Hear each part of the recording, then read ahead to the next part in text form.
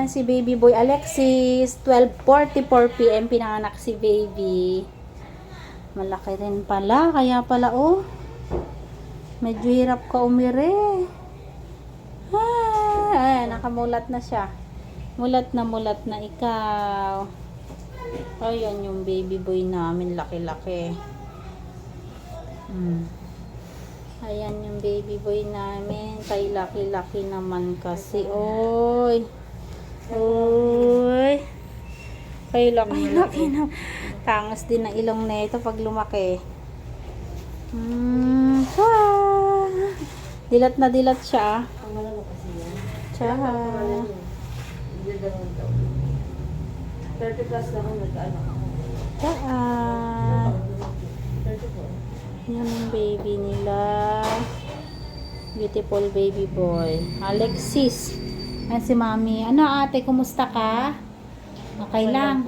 Nakaraos na. Salamat po. Ayan. Salamat din sa pagtitiwala mo.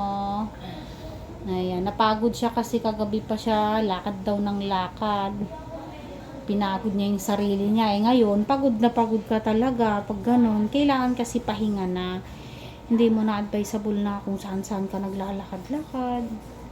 Ayan ngayon, tignan mo. Inaani mo yung pagod mo. Kasi kailangan may ipon lakas kapag ganyan na. Diba? Ayan. At least nakaraos ka na, te. Ka-birthday ng tatay mo, no? Ayan, yung anak ni ate. Ka-birthday ng kanyang tatay. Magka-birthday si baby tsaka si lolo. Ayan. Congrats, ate. 1.7. Ha? 110/70. Yung BP niya, normal naman yung kanyang BP. 110/70. Ayan. Walang nararamdaman, ha? Magsasabi ka, no? Okay. Napagod ka lang. Ayan.